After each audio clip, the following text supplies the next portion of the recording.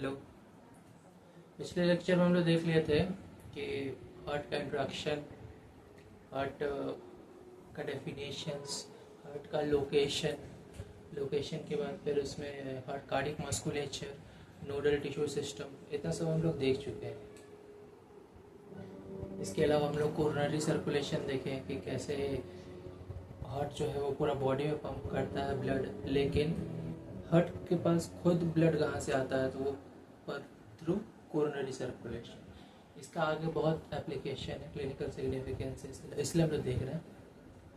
और हीमोडायनेमिक्स चालू करने का मेन मोटो भी यही है, क्योंकि फिजियोलॉजी तभी समझ में आएगा जब हीमोडायनेमिक्स समझ में आएगा। तो आज देखते हैं।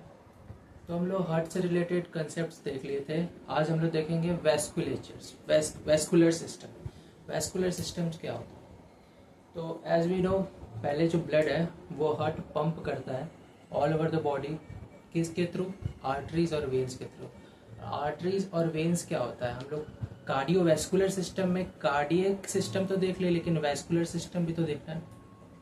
तो this is vascular system and this is also mesodermally derived, and arteries and veins, two type of vascular system are there। दो तरीके का vascular system होता है। आर्टरीज में जो है वो जो लाइनिंग है, तीन लेयर प्रेजेंट होता है।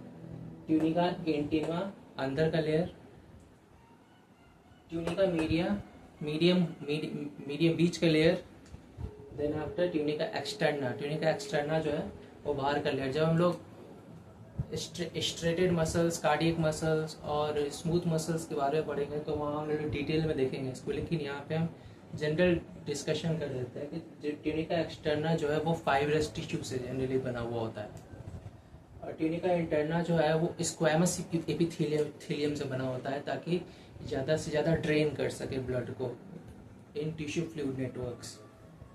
देन आफ्टर ट्यूनिका मीडिया जो स्मूथ मसल से बना हुआ होता है, क्योंकि आर्टरी कभी वेसोडाइलेट होता है, कभी वेसोकॉन्स्ट्रिक्ट हो जाता है। तो वेसोडाइलेशन, वेसोकॉन्स्ट्रिक्शन के लिए वहाँ स्मूथ मसल का होना जरूरी है, जिसको हम लोग हार्मोनल और न्यूरल कंट्रोल कर सकें।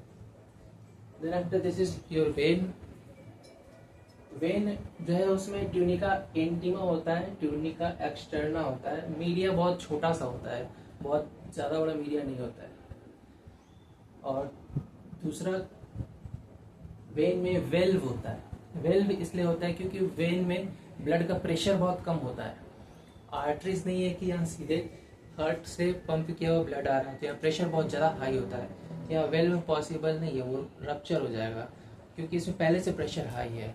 और क्योंकि वेन्स के पास ब्लड जो है वो आर्टरीज के थ्रू जाता है, इसलिए इसमें वेल्व का होना जरूरी है। वेल्व होने से क्या होगा कि one way flow of blood को हम लोग प्रमोट करते हैं, और ब्लड जो है वो बैक फ्लो नहीं होगा, रिगर्जिटेशन नहीं होगा ब्लड का। This is your vascular system of heart.